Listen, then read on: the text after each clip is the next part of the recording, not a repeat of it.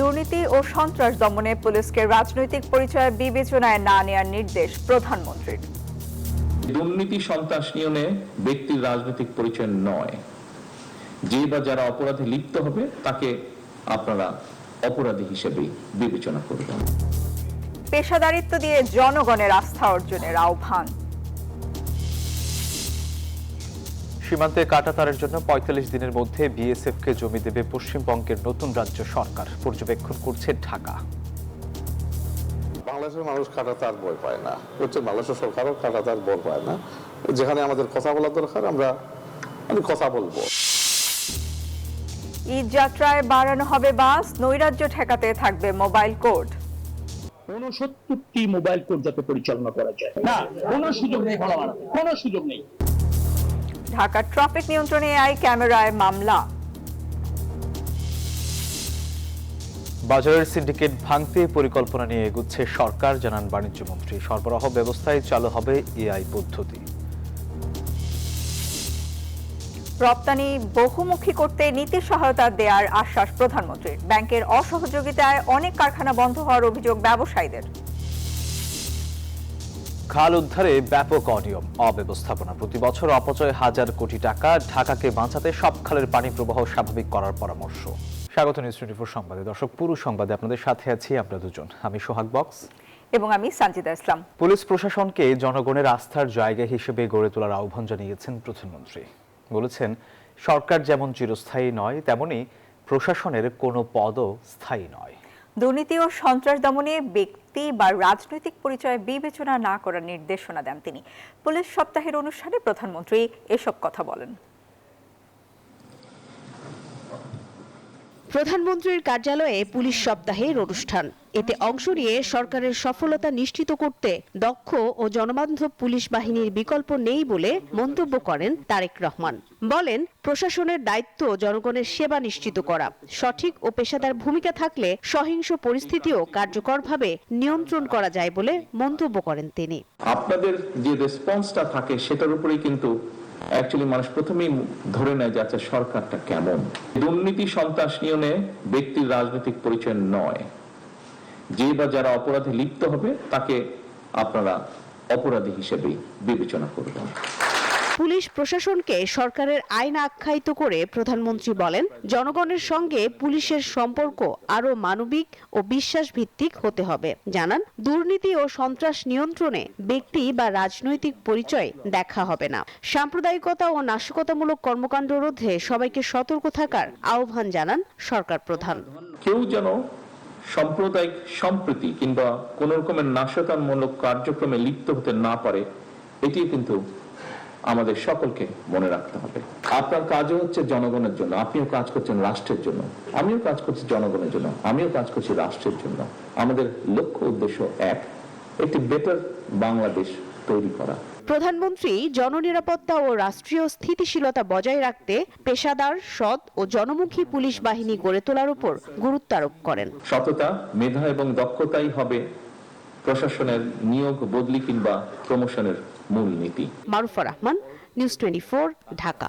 বাংলাদেশের সীমান্তে কাঁটাতারের বেড়া নির্মাণের জন্য বিএসএফকে জমি দেওয়ার সিদ্ধান্ত নিয়েছে পশ্চিমবঙ্গের মুখ্যমন্ত্রী শুভেন্দু অধিকারীর নেতৃত্বাধীন মন্ত্রিসভা। আজ প্রথম বৈঠকে আগামী ৪৫ দিনের মধ্যে প্রয়োজনীয় জমি হস্তান্তরের এই সিদ্ধান্ত হয়। অনুপ্রবেশ বন্ধ আর সীমান্ত সুরক্ষা একে বড় সিদ্ধান্ত বলেই মনে করা হচ্ছে। কলকাতা থেকে ভাস্কর সর্দারের রিপোর্ট। পশ্চিমবঙ্গের সঙ্গে বাংলাদেশের মোট সীমান্ত প্রায় ২,২১৬ কিলোমিটার, আর এর মধ্যে ১১২ কিলোমিটার এলাকায় ভৌগোলিক কারণে বেড়া নির্মাণ সম্ভব নয়। তবে বাকি ৪৫৬ কিলোমিটার অংশে সীমান্তে প্রাচীর তৈরির জন্য জমি অধিগ্রহণের প্রক্রিয়া চলমান। তবে এই জমি অধিগ্রহণের বিষয়ে কেন্দ্রীয় ও পশ্চিমবঙ্গ সরকারের মধ্যে দীর্ঘদিনের টানাপোড়েন ছিল। পশ্চিমবঙ্গে প্রথমবারের মতো বিজেপি রাজ্য শাসনভারের ভার পাওয়ার পর প্রথম ক্যাবিনেট বৈঠকেই জমি হস্তান্তর প্রক্রিয়ার সিদ্ধান্ত নিল। রাজ্য সরকারের দাবি, এর ফলে দ্রুত কাঁটাতারের বেড়া দেওয়া যাবে, কমবে অনুপ্রবেশ ও চোরাচালান সহ নানা অপরাধ। আজ থেকেই ল্যান্ড ট্রান্সফার প্রক্রিয়া শুরু হবে। ৪৫ দিনের মধ্যে বিএসএফ এর প্রয়োজনীয় জমি হস্তান্তর সম্পূর্ণ করতে হবে। তবে বিরোধীদের আহ্বান সীমান্তে নিরাপত্তার নামে মানবিক ও স্থানীয় বাস্তবতাও যেন উপেক্ষিত না হয়। বিশ্লেষকদের মতে এটি প্রশাসনিক পদক্ষেপও নয়, বরং সীমান্তে নিরাপত্তা ইস্যুতে রাজনৈতিক অগ্রাধিকারের বার্তাও স্পষ্ট। এছাড়া বৈঠকে কেন্দ্রীয় প্রকল্প আয়ুষ্মান ভারত সহ একাধিক প্রকল্প চালু, সরকারি চাকরির আবেদনের বয়সসীমা 5 বছর বৃদ্ধি সহ 6টি সিদ্ধান্তকে গুরুত্ব দেন পশ্চিমবঙ্গের মুখ্যমন্ত্রী শুভেন্দু অধিকারী। ভাস্কর সর্দার, নিউজ 24, কলকাতা। বাংলাদেশের মানুষ কাঁটাতারের ভয় পায় না বলে জানিয়েছেন প্রধানমন্ত্রীর উপদেষ্টা হুমায়ুন কবির। তিনি বলেন, সীমান্তে কাঁটাতার দেওয়ার বিষয়টি পর্যবেক্ষণ করছে ঢাকা।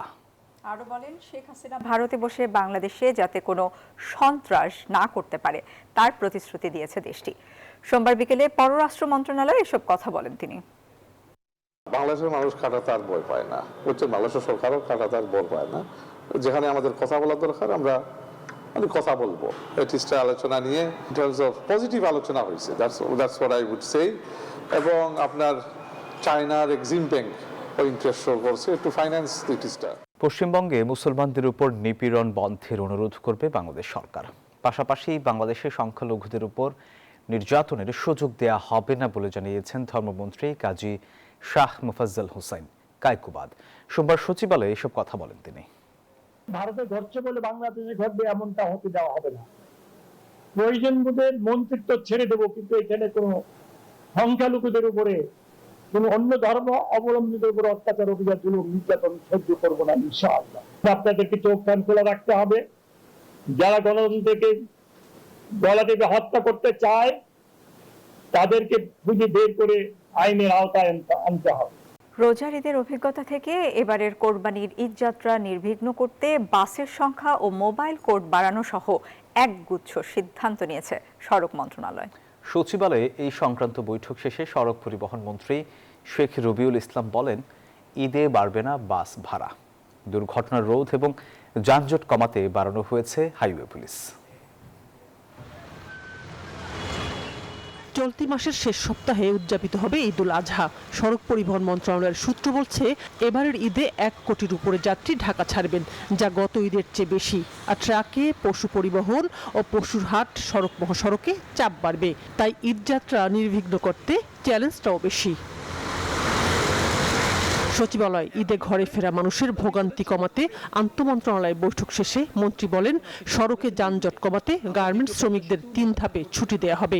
বর্ষা মৌসুম হওয়ায় রাস্তাঘাট মেরামতেও নজর দেয়া হয়েছে। গতবার আমরা ট্রাক, লরি, কাভার্ড ভ্যান নিয়ন্ত্রণ করার চেষ্টা করেছিলাম 4 দিন আগের থেকে, কিন্তু আমরা সফল হয়েছি বলছি না। গতবার একদিনের ঝড় বৃষ্টি আমাদেরকে বেশ কিছু চ্যালেঞ্জের মধ্যে ফেলেছে। এবার যেহেতু সিজনটাই এরকম, অতএব এই ধরনের সম্ভাবনা তৈরি হওয়ার সমূহ সম্ভাবনা রয়েছে, সেইগুলি আমরা বিবেচনায় রেখেছি। উদ্বুদ্ধ পরিস্থিতি যাতে ফেস করা যায় তার জন্য বাসের সংখ্যা বাড়ানো। গতবার মনে হয় 24টি মোবাইল কোড কাজ করেছিল, এবার আমরা মনে করছি যে 69টি মোবাইল কোড যাতে পরিচালনা করা যায়। ঈদযাত্রায় মানুষের ভোগান্তি কমাতে সর্বোচ্চ চেষ্টা করা হচ্ছে জানিয়ে সড়কমন্ত্রী বলেন, আগের চেয়ে বেশি মোবাইল কোর্টের অভিযান পরিচালিত হবে। মহাসড়কে বসবে না পশুর হাট। যাত্রী না নামিয়ে ফেরিতে বাস ওঠা বন্ধ। আমাদেরকে গত ঈদে বেশ কিছুটা বিব্রত করেছে এবং কিছুটা অনিয়ম, কিছুটা শৃঙ্খলা অথবা যানজটের ক্ষেত্রে প্রভাব ফেলেছে। এবার আরো গরুর ট্রাক তো চলবেই, এটা পরিবহনে যুক্ত থাকছে, এই জন্য চ্যালেঞ্জটা আরো বেশি হবে। সেন্সিটিভ জায়গা হিসেবে বাইপাইল এবং আব্দুল্লাহপুর আমরা দেখেছি অস্থায়ী হঠাৎ কাউন্টার হয়ে যায়। মোবাইল কোড একেবারে স্থায়ীভাবে থাকবে, নিয়মিতভাবে থাকবে, পুলিশেরও বিশেষ নজরদারি থাকবে। যখন রাস্তার মাঝখান থেকে এরকম লাখ লাখ মানুষ এসে সে যে যান পাচ্ছে সেই যানে উঠে যাচ্ছে, সেটা আমাদের পক্ষে নিয়ন্ত্রণ করা কঠিন। সড়ক দুর্ঘটনা বন্ধে সরকারের সর্বোচ্চ চেষ্টা থাকবে জানান সড়ক পরিবহন মন্ত্রী। না, কোনো সুযোগ নেই ভাড়া বাড়াতে, কোনো সুযোগ নেই। শানাজ ইয়াসমিন, নিউজ 24, ঢাকা। গুরুত্বপূর্ণ সিগন্যাল আর ক্রসিং এ বসানো এআই ক্যামেরা স্বয়ংক্রিয়ভাবে আইন লঙ্ঘনকারী যানবাহন শনাক্ত করে মামলা তৈরি করছে বলে জানিয়েছে ডিএমপি। স্বল্প পরিসরে চালু হওয়া এই ব্যবস্থায় ট্রাফিক আইন অমান্য করায় গত 1 সপ্তাহে 300-রও বেশি মামলা হয়েছে বলে জানান ডিএমপির ভারপ্রাপ্ত পুলিশ কমিশনার মোহাম্মদ সরওয়ার। তবে ডিএমপি যেসব পয়েন্টে ক্যামেরার কার্যক্রম চলছে বলে দাবি করছে, তার বেশিরভাগের কার্যক্রম এখনো শুরুই হয়নি। বিস্তারিত জানাচ্ছেন মাসুদ আলামনি। ঢাকার রাস্তায় এখন নজর রাখছে এআই ক্যামেরা। ট্রাফিক আইন অমান্য করলে বা যানবাহনের লাইসেন্স এর মেয়াদ না থাকলে এভাবেই শনাক্ত করছে এআই ক্যামেরা। গুলশান 2 এর আদলে ডিএমপিও শুরু করছে এমন ডিজিটাল সার্জেন্ট ব্যবস্থা। সিগন্যাল বা ক্রসিং এ লালবাতি অমান্য, জেব্রা ক্রসিং দখল, উল্টা পথে গাড়ি চালানো, হেলমেট ছাড়া মোটরসাইকেল চালানো, অতিরিক্ত যাত্রীবহন সহ 6টি লজিক বা ট্রাফিক আইন অমান্যকারীদের শনাক্ত করবে ডিএমপির গুরুত্বপূর্ণ ক্রসিং এ বসানো এআই ক্যামেরা। এছাড়া গাড়ির মেয়াদ উত্তীর্ণ কাগজপত্র বিআরটিএ ডেটাবেস থেকে শনাক্ত করতে পারবে এ প্রযুক্তি, যা স্বয়ংক্রিয়ভাবে মামলা হবে, এসএমএস ও নোটিশ যাবে মালিকের কাছে। সাড়া না দিলে সমন বা গ্রেফতারি পরোয়ানা জারি সহ আইনগত ব্যবস্থা নেওয়া হতে পারে, জানায় ডিএমপি। রাজধানীর ইন্টারকন্টিনেন্টাল মোড়, বাংলা মোটর, কারওয়ান বাজার, বিজয় সরণি গেটে সিগন্যাল এলাকায় এআই প্রযুক্তি সম্পন্ন ক্যামেরায় মামলা চলছে বলে জানায় পুলিশ। কিন্তু এই 4টি পয়েন্টে মাঠ পর্যায়ে ট্রাফিক পুলিশ কর্মকর্তারা এ বিষয়ে কিছুই জানেন না।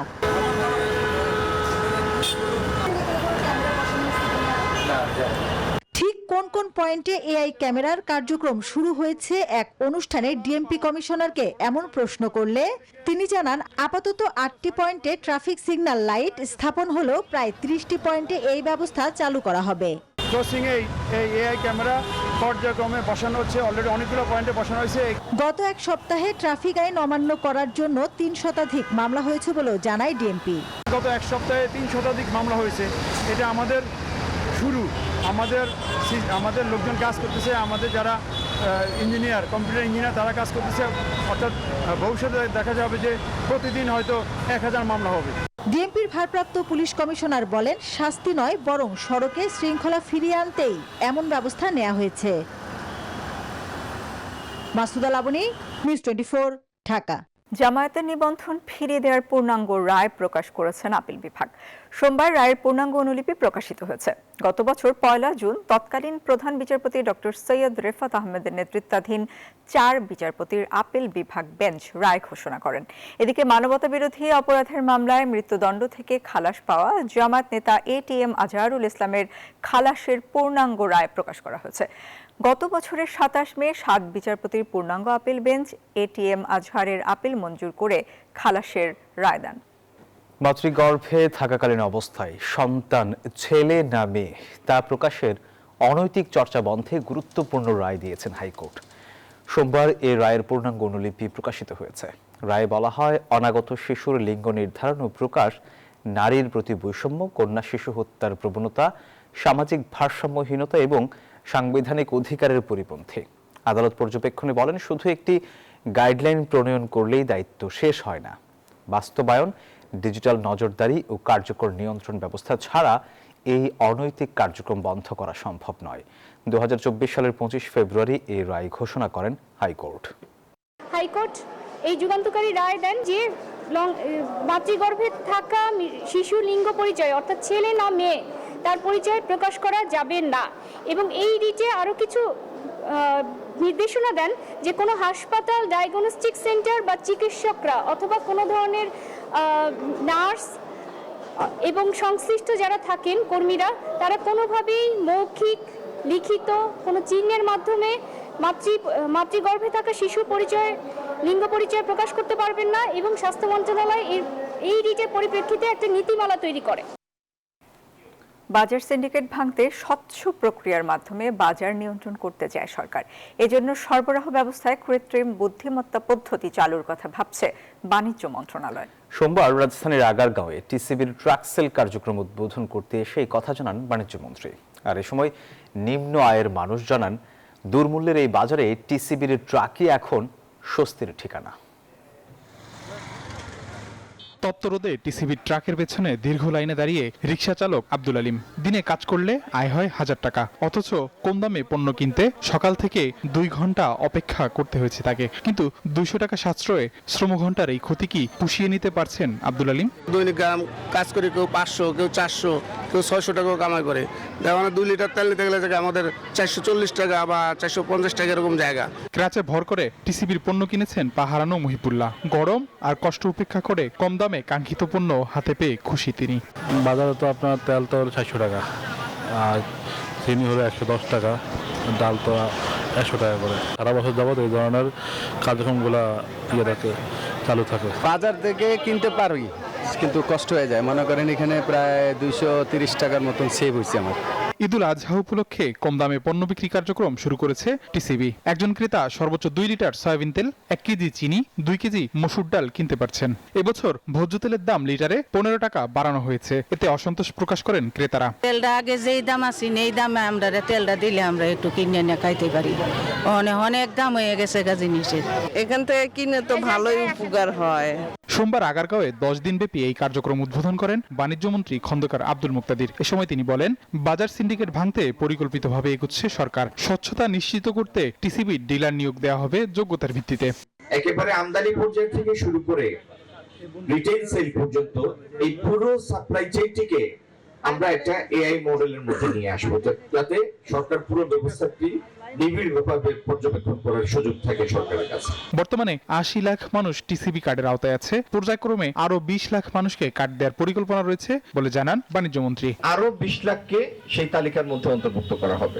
আবি আব্দুল্লাহ, নিউজ 24, ঢাকা। রপ্তানি বহুমুখী করতে ব্যবসায়ীদের নীতি সহায়তা দেওয়ার আশ্বাস দিয়েছেন প্রধানমন্ত্রী তারেক রহমান। সোমবার সচিবালয়ে তৈরি পোশাক খাতের ব্যবসায়ীদের সঙ্গে প্রধানমন্ত্রীর বৈঠক শেষে এই কথা জানিয়েছেন বিজেএমইএ সভাপতি মাহমুদ হাসান খান বাবু। এই সময় বিকেএমইএ সভাপতি মোহাম্মদ হাতেম বলেন, বন্ধ কারখানা চালু করার বিষয়ে সরকারকে সাধুবাদ জানিয়েছে উদ্যোক্তারা। তবে ব্যাংকের অসহযোগিতায় অনেক কারখানা বন্ধ হয়ে যাচ্ছে বলেও প্রধানমন্ত্রীকে অবহিত করা হয়েছে। এসব সমস্যার সমাধানের আশ্বাস দিয়েছেন প্রধানমন্ত্রী। জ্বালানির সরবরাহ ঘাটতি, উচ্চ সুদহার, কাঁচামাল আমদানি ব্যয় বৃদ্ধি সহ স্থানীয় ও বৈশ্বিক নানা সংকটে দেশের ব্যবসা বাণিজ্য বর্তমানে টিকে থাকার সংগ্রাম করছেন ব্যবসায়ীরা। এমন বাস্তবতায় সোমবার দুপুরে প্রধানমন্ত্রীর সাথে দেখা করেন তৈরি পোশাক খাতের 2 সংগঠন বিজিএমইএ ও বিকেএমইএ নেতারা। এ সময় প্রধানমন্ত্রীর কাছে নিজেদের কষ্টের কথা তুলে ধরেন ব্যবসায়ীরা। বলেন, নির্বাচন পরবর্তী সময়ে ব্যবসার পরিবেশ ঘুরে দাঁড়ালেও মধ্যপ্রাচ্য পরিস্থিতির কারণে আবারও কিছুটা থমকে গেছে ব্যবসা বাণিজ্য। জ্বালানি নিরাপত্তা এবং আইনশৃঙ্খলা পরিস্থিতি নিয়ন্ত্রণে থাকলে ব্যবসা ভালো করা সম্ভব বলে প্রধানমন্ত্রীকে জানিয়েছেন উদ্যোক্তারা। বৈঠক শেষে বিজিএমইএ সভাপতি বলেন, পোশাক খাতের সংকট কাটাতে সরকারের তরফ থেকে নীতি সহায়তা চেয়েছেন ব্যবসায়ীরা। প্রধানমন্ত্রী ইতিবাচক সাড়া দিয়ে রফতানি বাড়াতে ব্যবসায়ীদের আহ্বান জানান। সবচেয়ে বেশি যেটা আলোচনা করেছি সেটা হচ্ছে আমাদেরকে আমাদের এক্সপোর্ট যে বাস্কেট সেটা ডাইভার্স হইতে হবে, সেক্ষেত্রে পলিসি সাপোর্ট লাগবে। তানিকে ইতিবাচক ধারায় আনতে হলে যে কোনো পলিসি সাপোর্ট লাগলে উনি দিবেন।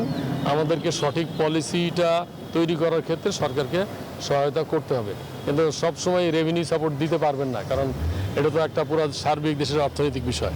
বিকেএমইএ সভাপতি বলেন, এলডিসি গ্র্যাজুয়েশন পেছানো ও বন্ধ কলকারখানা চালু করার বিষয়ে সরকারকে সাধুবাদ জানিয়েছেন উদ্যোক্তারা। তবে ব্যাংকের অসহযোগিতায় অনেক চলমান কারখানা বন্ধ হয়ে যাচ্ছে বলেও প্রধানমন্ত্রীকে জানানো হয়েছে।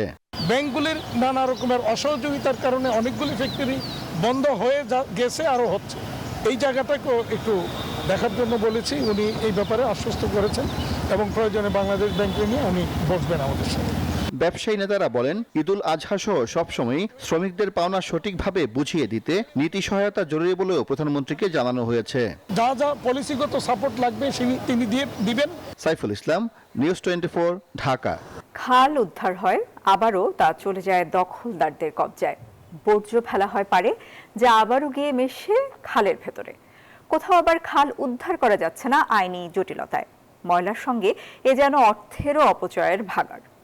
ঢাকা দক্ষিণ সিটির ডিএনডি খাল ও উত্তর সিটির মিরপুর এলাকার খাল জলাধার উদ্ধারে 5 বছরে খরচ 1000 কোটি টাকা, কিন্তু সবই গেছে বিফলে। বিশেষজ্ঞরা বলছেন, রাজধানী বাঁচাতে হলে সব খালেরই পানি প্রবাহ স্বাভাবিক করতে হবে। নাইমাল জিকুর রিপোর্ট। 2024 সালের 24 ফেব্রুয়ারি রাজধানীর রামচন্দ্রপুর খাল উদ্ধারে নামে ঢাকা উত্তর সিটি কর্পোরেশন। ভেঙে ফেলা হয় 10 তলা ভবন, পরিষ্কার করে দেয়া হয় খালের সীমানা প্রাচীর। উচ্ছেদের 2.5 বছর পর দেখা গেল সেই প্রাচীরকে মাঝখানে রেখে তৈরি হয়েছে সড়ক, যেন চলছে প্রাচীর উচ্ছেদের মহোৎসব। আবারও দখলদারদের হাতে চলে গেছে খালের বেশ কিছু জায়গা। জেলা প্রশাসনের হিসেবে 54টি খালের মধ্যে অন্তত 26টি খাল টিকে আছে নানা ক্ষত বুকে নিয়ে, কিন্তু দখল দূষণে সবই এখন মৃতপ্রায়। 2020 সালে ওয়াসার অধীনে থাকা 26টি খাল ও 385 কিলোমিটার নালা হস্তান্তর করা হয় 2 সিটি কর্পোরেশনের হাতে। এসব নিয়ে ডিএনসিসির দায়িত্বে 29টি খাল ও একটি জলাশয় এবং ডিএসসিসি দেখভাল করছে 25টি খাল। 2 সিটির দায়িত্ব ছিল সীমানা নির্ধারণ, দখল উচ্ছেদ, পুনর্খনন ও পানি প্রবাহ নিশ্চিত করা, যা শুরুও হয়েছিল। এজন্য 5 বছরে খরচ 1000 কোটি টাকারও বেশি। এই প্রকল্পের কাজ অনুসন্ধানে মিরপুরের পল্লবী সি ব্লকে নিউজ 24 টিম। দেখা যায় খাল এখন বর্জ্যে ভরা, পলিথিন আর গৃহস্থালির ময়লায় বন্ধ পানি প্রবাহ। খালের ওপরই গড়ে উঠেছে দোকানপাট ও বসতবাড়ি। এই পাইপটাই লোকা নিচা, যার কারণে ময়লাগুলো সব এক জায়গায় জমে পানিগুলো উপর থেকে বেশি ওঠে। বর্ষার কালে ভরে যায় এগুলো, ভরে পুরো রাস্তা তো কিছু বোঝা যায় না। এই বাজার থেকে সব ময়লা উপরের থেকে সব ময়লা ফেলা যায়। অবৈধভাবে রূপনগরের ঝিলপাড়ে গড়ে ওঠা বস্তির কারণে বাধাগ্রস্ত হচ্ছে পানি প্রবাহ। একটু বৃষ্টি হলেই ঘরগুলোর অর্ধেকই থাকে পানির নিচে। জিলের উপরে দাঁড়ায় আছে, বর্ষাকালে আপনার পানি উঠে যেমন লইরা চুরে এমনি এমনি কষ্ট বিষ্ট হইরা থাকে। অসুখ বিসুখ হইলেও এত টাকা ভাড়া তো থাকা সম্ভব না। দীর্ঘদিন পর পরিষ্কার হওয়া রামচন্দ্রপুর খালেও রয়েছে সমস্যা। খাল পরিষ্কার করে পাড়ে ফেলা বর্জ্য বৃষ্টিতে আবারও ফিরছে খালেই। বৃষ্টির পানিতে যদি ধুয়ে নামে মানুষের খালের যত ময়লা, রাস্তার যত ময়লা, সব ময়লারই এই নিচে নামে। এটি সব এই যে দেখেন সিটি কর্পোরেশনের জায়গায় যেটা এই পর্যন্ত আপনার খালের সীমানা। এখন এই যে ময়লা ফালাইছে, এইখানে মনে করেন জায়গা বাড়ছে, এখানে একটা দোকান তৈরি করে দিয়েছে বা একটা রুম তৈরি করছে, খালটা দখল হয়ে গেল। সিটির প্রশাসক জানালেন, দায়িত্ব নেয়ার 2.5 মাসে যতটা সম্ভব খাল খনন ও পরিষ্কারের চেষ্টা চালাচ্ছেন। কিছু কিছু জায়গায় একদম টোটালি মুখ বন্ধ হয়ে গেছে। আমরা এক্সকেভেটর দিয়ে সেগুলি খনন করছি অলরেডি, বাট কিছু কিছু জায়গায় এমন একটা জায়গা সেখানে এক্সকেভেটর যেতে পারছে না, সেখানে আমাদের অ্যানালজি করতে হয়। তো এই বিষয় নিয়ে আমরা অলরেডি পরিকল্পনা করে রেখেছি। ভিন্ন চিত্রেরও দেখা মেলে বালু নদীর দখলমুক্ত একটি খালে, যেখানে সেনাবাহিনী স্থায়ী বাঁধ নির্মাণ করেছে। সাগুফতা এলাকায় ব্যারিকেড ও গাছ লাগিয়ে নিয়ন্ত্রণ করা হয়েছে দখল। বিশেষজ্ঞরা বলছেন, সমন্বিত ব্যবস্থাপনা না থাকায় খাল উদ্ধার কার্যক্রম টেকসই হচ্ছে না। যদি একবারেই আমি ন্যাচারাল রাখি তো শহর এলাকায় যেটা হবে যে এটাতে দখলদারিত্বের প্রবণতা বেড়ে যাওয়ার সম্ভাবনা আছে, আর পার ভেঙে যাওয়ার সম্ভাবনা আছে। তো সেই অর্থে ব্লক বসানো ভালো, কিন্তু যেখানে ব্লক বসানো জরুরি না সেখানে ন্যাচারাল থাকাই সবচেয়ে ভালো। টেকসই ব্যবস্থা না নিলে সামনের বর্ষায় ঢাকার জলাবদ্ধতা আরো ভয়াবহ রূপ নিতে পারে বলছেন বিশেষজ্ঞরা।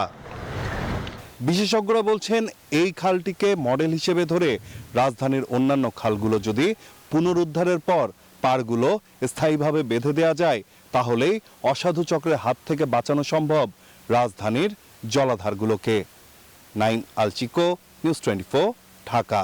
দর্শক, এই ছিল নিউজ 24 সংবাদে। এতক্ষণ সাথে থাকায় ধন্যবাদ সবাইকে।